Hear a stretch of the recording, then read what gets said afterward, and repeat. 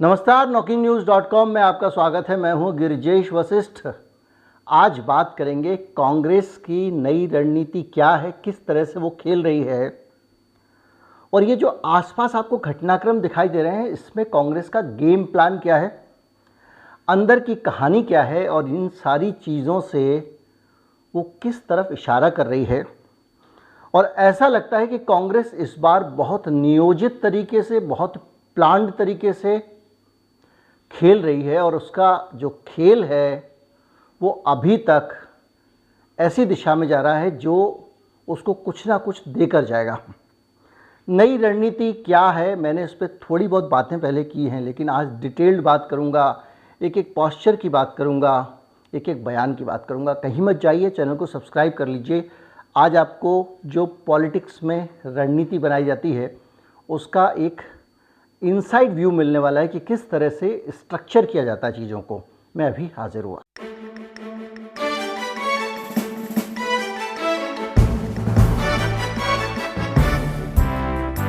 हाल में अभी आपने देखा होगा कि एक पूरा कैंपेन चल रहा है एक पत्रकार के खिलाफ।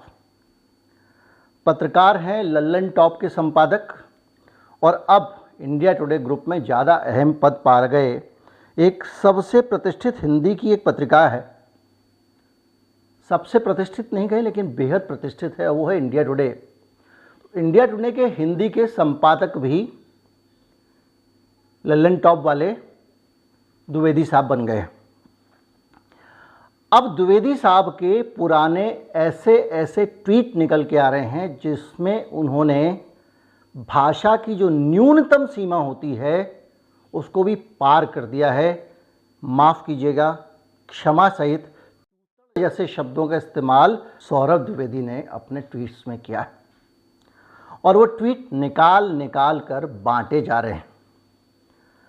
आप जैसे लोग, मेरे जैसे लोग ये सोच रहे होंगे कि सौरभ द्विवेदी ने कुछ गलत बोला है तो सौरभ द्विवेदी को खींचा जा रहा है, टारगेट बनाया जा रहा है। कोई उनके 20 निकाल के ला रहा है पुराने ट्वीट, कोई उनके 10 ट्वीट निकाल के ला रहा है। और इतने गरिमामय मैगज़ीन के जो एडिटर हैं उनको एडिटर बनाने वालों की मेधा पे भी सवाल उठ गया है। गोल्ड स्टैंडर्ड ऑफ जर्नलिज्म की बात करते हैं अरुणपुरी, और उनका संपादक ऐसा। तो लल्लन टॉप आज से नहीं है, सौरभ द्विवेदी आज से नहीं है, और ये ट्वीट भी आज के नहीं है। सालों से वो इसी प्रकार की भाषा का इस्तेमाल कर रहे हैं अपने ट्वीट्स में। तो भाई साहब, आज ये मसला क्यों बना, ये सोचने की बात है। और इस सोचने की बात से ही मैं आज का वीडियो कांग्रेस पार्टी की रणनीति पे शुरू करूंगा। दरअसल आपने अक्सर देखा होगा कि मोदी की, अगर पीएम मोदी जो हैं हमारे, उनकी अगर कोई निंदा करता है, आलोचना करता है, उनके ऊपर सवाल उठाता है, उनके मसले उठाता है, उनके बारे में बोलता है, उनके बारे में पूछता है, तो उसके लिए एक भाषा और एक शब्द गढ़ दिया गया है जो है मोदी विरोधी या एंटी मोदी। मुझे और आपको, जैसे ही हम कभी भी ये कहते हैं कि साहब मोदी जी ने ये काम ठीक किया या नहीं किया, सबसे पहला कॉम्प्लीमेंट मिलता है कि आप एंटी मोदी हैं।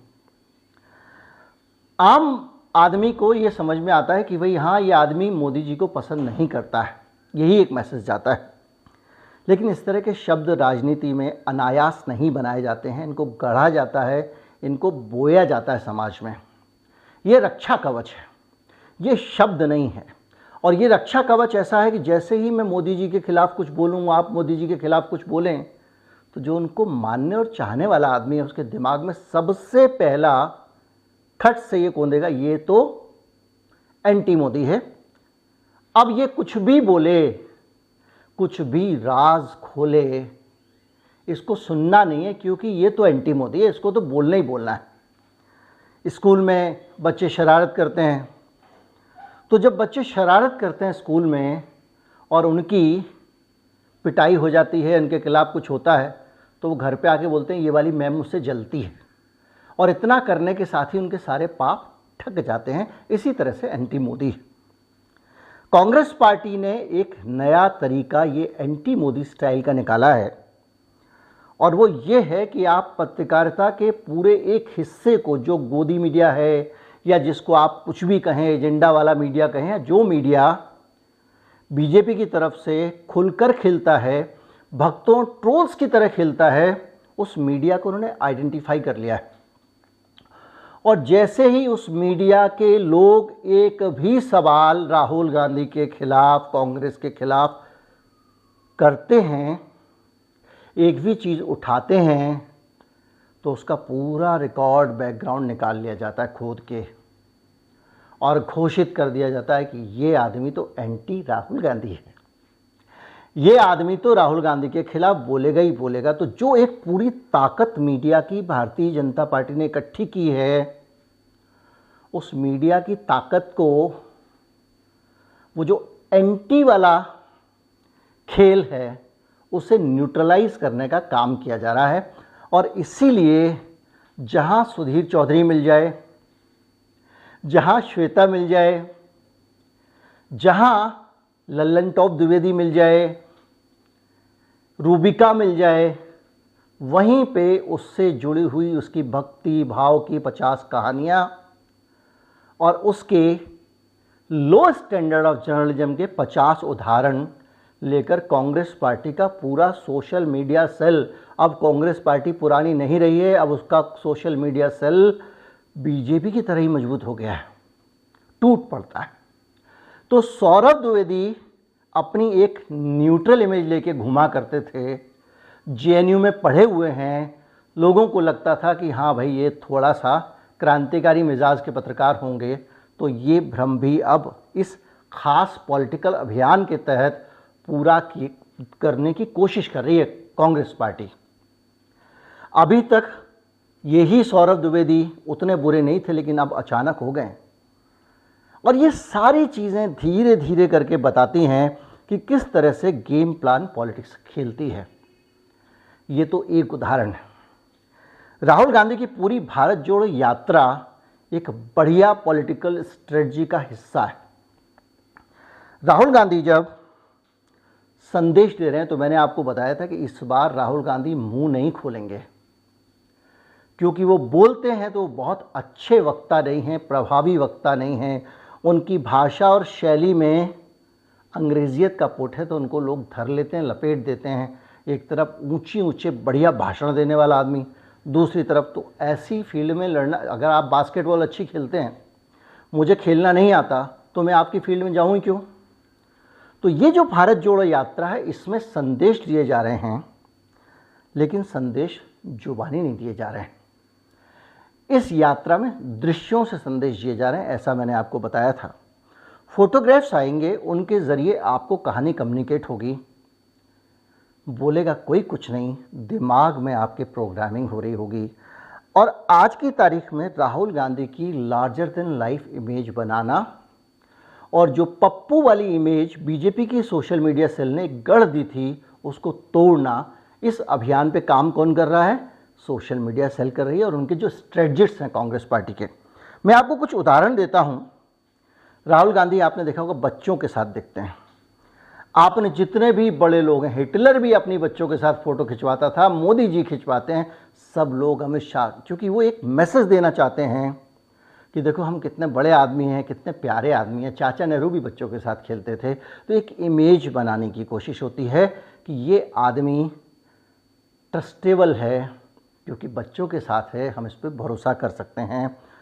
इसके साथ साथ महिलाओं के साथ में, महिलाओं के बीच में एक अपील जाती है, आपके हमारे जैसे घरों के बीच की आम लड़कियां जाके गले मिलती हैं।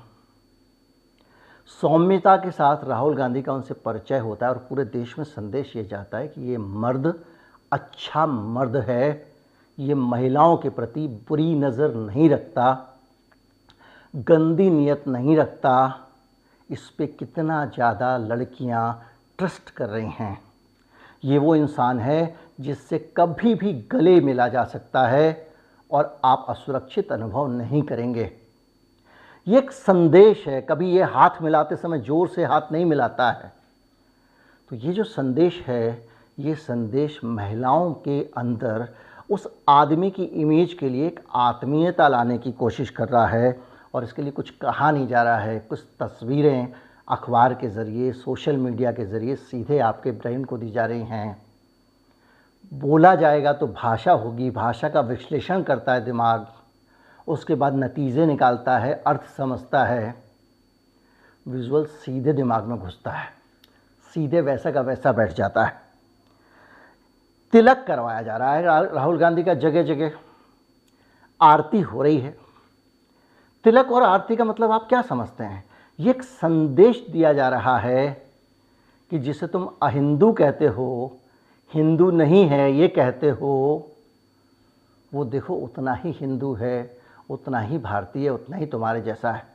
पहले जब वो जनेऊ लेके आया था तो उसके कितना खिलाफ हो गए थे ये लोग, लेकिन इस बार कुछ बोला ही नहीं है। तो कर लो लॉजिक, भाई मैं यात्रा में चल रहा हूँ, लोग आ गए हैं, अब मेरे साथ राम लक्ष्मण भी आ गए हैं, रावण भी आ गया है, हनुमान जी भी आ गए हैं, चलने लगे हैं रामलीला के कलाकार। राहुल गांधी की यात्रा में ये सब जो कॉम्बिनेशंस आ रहे हैं, ये आपको क्या लग रहा है इत्तेफाक है? ये दिन ब दिन एक एक दिन की प्लानिंग है कि कब हमको ये बताना है कि ये भी उतना ही हिंदू है भैया जितने आप हो। वो चर्च के पादरी से भी मिलते हैं और एक संदेश देते हैं कि ईसाई लोग इन्हें अपना ही समझे, गैर नहीं। तो ये लगातार चलता रहता है। बुजुर्ग आते हैं, उनका सम्मान, देश में वोट डालने के लिए बुजुर्ग लोग सबसे ज़्यादा उत्साह से आगे आते हैं। इसी तरह से अलग अलग तरह की चीज़ें लेकर वो आ रहे हैं। इसके साथ साथ राहुल गांधी बगैर किसी फॉर्मल घोषणा के अपना विकास का मॉडल भी देश के सामने रख रहे हैं। वो आपको बता रहे हैं कि उनके विकास का मॉडल क्या है। जैसे कि आर्थिक नीति की बात आती है, जब आप देखते हैं कि भारत का रुपया गिर रहा है तो राहुल गांधी का ट्वीट आता है कि हम मोदी जी आपकी तरह नहीं हैं कि रुपया गिरे तो कहने लगें कि देश की आबरू गिर जाती है, प्रधानमंत्री की इज्जत गिर जाती है, बल्कि हम ये कहेंगे रुपया गिर रहा है तो फ़ायदे का सौदा है, क्योंकि भारत का एक्सपोर्ट बढ़ जाएगा। ये राहुल गांधी का ट्वीट आता है। ये चीज़ बताती है उस आदमी की एक, उसका जो सोच का मॉडल है उसको वो जनता को दे रहा है। कोरोना में भी उसने बताया कि उसका वो क्या सोचता है कोरोना को लेकर। उसने समय से पहले कहा कि कोरोना को लेकर सावधान हो जाइए। तो ये जो मैसेज है ये बताता है कि वो विकास को लेकर कितना मैच्योर है। और इसके बीच में भी कोई बयान अगर आता है तो सधा हुआ आता है। वो बयान कोई गणित वणित नहीं, सीधे राहुल गांधी की इमेज को 100% दिमाग के रख के होता है। किसी भी बयान, अगर आप चाहे वो अडानी वाला बयान ले लें या कुछ बयान ले लें, वो किसी सरकार को अपनी डिफेंड नहीं करेगा, पार्टी को डिफेंड नहीं करेगा। वो आदमी सिर्फ और सिर्फ राहुल गांधी की एक लार्जर देन लाइफ इमेज दिखाने के लिए काम करेगा। राहुल गांधी के इन सारे दृश्यों के बीच भाषा देखिए, और वो भाषा बोलने या लिखने की भाषा नहीं है, वो बॉडी लैंग्वेज है। नौजवान के साथ में आप पुशअप करते हैं, जो लोग जिम जानते हैं वो जानते हैं कि सामने वाला जब पुशअप करे और 30 पुशअप लगा के दिखा दे तो आप कैसे उसके दीवाने हो जाते हैं। जिन्होंने कभी पुशअप्स लगाए, वाह बंदा क्या बॉडी है, क्या फिटनेस है। जब वो ऐसे करके अपने शोल्डर ठीक करता है तो आपको लगता है हाँ भाई बंदे में जान है। नौजवान इस पर मर जाता है। यही मैसेज है। अपनी बूढ़ी माँ को साथ यात्रा में चलाना और थोड़ा चलाने के बाद फिर गाड़ी में बिठा देना संस्कारी बालक है। ये सब इमेज बिल्डिंग की जा रही है। निजी जीवन में मुझे नहीं पता राहुल गांधी कैसे हैं, हालांकि लोग कहते हैं अच्छे हैं, पर सड़क पे रोज़ाना सिलसिलेवार तरीके से एक एक चीज़ आपके सामने लाई जा रही है। मोदी जी जो फ़ोटो खिंचवाते हैं उसमें एक तरफा लगेगा आपको वीडियो, लेकिन प्लीज़ उनको आपको लगता है कि वो शंकर जी के सामने फ़ोटो खिंचा रहे तो शंकर जी ब्लर्ड आ रहे हैं, आउट ऑफ फोकस आ रहे हैं। मोदी जी फोकस में आ रहे हैं। मोदी जी कहीं कार में जा रहे हैं तो मोदी जी के ऊपर लाइट पड़ रही है, बाकी लोगों के ऊपर नहीं पड़ रही है। तो ये चीज़ जो है ना, ये कहीं ना कहीं एक फूहड़पन दिखाती है। आपकी इमेज को लार्जर देन लाइफ नहीं बनाती है, वो आपका बड़प्पन नहीं दिखाती है, वो आपको दिखाती है कि यार ये कैसा आदमी है, भगवान को तो धुंधला कर दिया और खुद की फ़ोटो अच्छी खिंचा रहा है, और वो जितना फ़ोटो उस पर जाके मजाक सा बनने लगता है।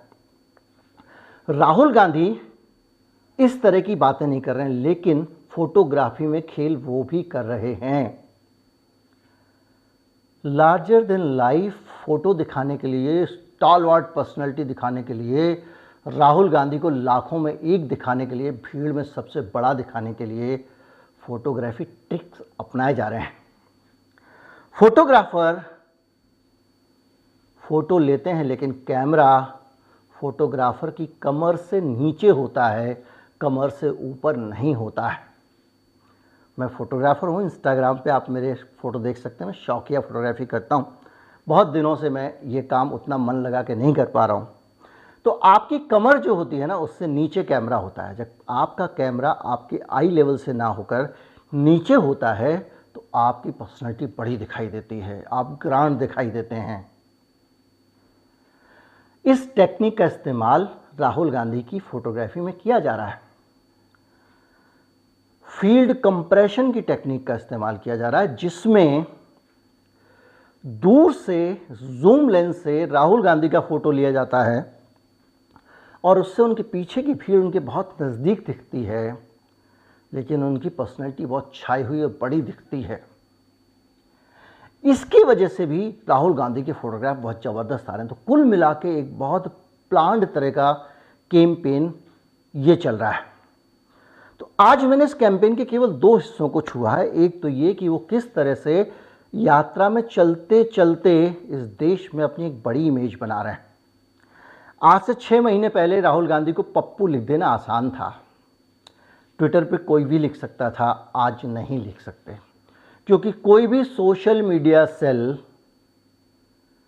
बगैर जन समर्थन के नहीं चल सकती। और आज कांग्रेस के पास कुछ लोग हैं जो उसकी सोशल मीडिया सेल जब विरोध करती है तो रीट्वीट करते हैं, ताकत लगाते हैं अपनी, और उसी ताकत का इस्तेमाल करके धीरे धीरे करके राहुल गांधी, कांग्रेस की आलोचना करने वाले जितने पत्रकार हैं उनकी इमेज का कचरा करने जा रही है।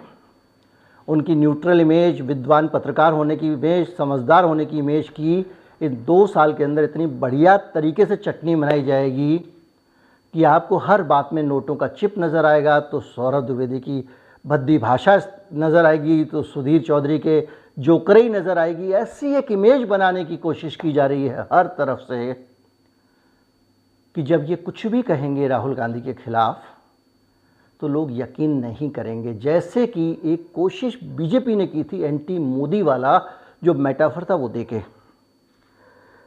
ये एक बहुत महीन स्ट्रेटजी है। इस स्ट्रेटजी के आने वाले क्या हिस्से हो सकते हैं उसको समझना भी मुश्किल नहीं है, और इसलिए मुश्किल नहीं है कि ये सारे जो काम अब हो रहे हैं, जिस पैटर्न पे कांग्रेस पार्टी काम कर रही है, ये पूरा का पूरा पैटर्न हूबहू वही पैटर्न है जो 2014 में मोदी का पैटर्न था। फोटोग्राफी में मोदी का भी बहुत जोर था, लेकिन फोटोग्राफी के ज़रिए मोदी ने ज़्यादा अपनी पर्सनैलिटी को कम्युनिकेट नहीं किया, क्योंकि वो भाषण बहुत अच्छा दे सकते थे। 2012 से लेकर 2014 के बीच में टीवी चैनल्स पे नरेंद्र मोदी लाइव कटे होते थे। 1 घंटे का भाषण तो 1 घंटे का कटा होता था, और वो पूरे भाषण में ऐसी बातें करते थे, हमने ये कर दिया, हमने वो कर दिया। उनको विकास पुरुष समझा गया था। और अब राहुल गांधी एक ऐसी इमेज बनाने की कोशिश कर रहे हैं जो मोदी की आंखों में आंखें डाल के देख सकता है, उसको टक्कर दे सकता है, और वो ही अकेले एक ऐसे नेता के तौर पे निकल के आ रहे हैं जो टीना फैक्टर की काट है। टीना फैक्टर ज़्यादातर लोग जानते हैं, फिर भी बता दूं, पॉलिटिकल एनालिसिस में लोग टीना फैक्टर एक शब्द का इस्तेमाल करते हैं। टीना मतलब देयर इज़ नो अल्टरनेटिव। तो मोदी जी का कोई विकल्प ही नहीं है। ये जो फैक्टर है टीना फैक्टर, इसकी काट लेकर अगर राहुल गांधी आते हैं तो पिछले 5 साल से बीजेपी के बहुत बड़ी संख्या में समर्थक, मुझे पता है वो किसी को वोट नहीं देंगे, उनका भी लॉजिक यही होता है कि माना कि मोदी एक फेलियर आदमी है, माना कि मोदी काम नहीं कर पा रहे हैं, माना कि मोदी गलत हैं, लेकिन हम किसको वोट दे दें। इस कैंपेन में कांग्रेस और राहुल गांधी की कोशिश है कि वो भरोसा दिलाते हुए लोगों को लगे, भी बोलने से नहीं होगा, मैं बोल दूंगा आज ही मैं विकल्प हूँ मोदी जी का, लेकिन वो कह सकेंगे कि हाँ मैं हूँ विकल्प। और ये कोशिश कांग्रेस पार्टी कर रही है। अभी तक तो कामयाब है, आगे पता नहीं क्या होगा। उम्मीद करता हूँ वीडियो आपको अच्छा लगा होगा। अच्छा लगा हो तो ज़्यादा से ज़्यादा लोगों तक पहुँचाएँ, चैनल को सब्सक्राइब कर लें। एक अंडरस्टैंडिंग डेवलप करने की कोशिश की है। मेरी तबीयत के बारे में कुछ लोगों ने बहुत जानकारियाँ चाही हैं। मुझे एक वायरल फीवर हुआ था जो अब ठीक है, काफ़ी हद तक अब मैं काम कर पा रहा हूँ और बुखार चढ़ता उतरता रहता है। देखिए अभी भी पसीना आ रहा है, शायद बुखार उतर रहा है। तो ये है, लेकिन अब बहुत दिनों तक सूचनाओं से आपको वंचित नहीं रखा जा सकता। घटनाक्रम बहुत हो रहे हैं, इसलिए मैं आपके पास लेकर आया हूँ। ज़्यादा से ज़्यादा लोगों तक पहुँचाएँ। नमस्कार, जय हिंद।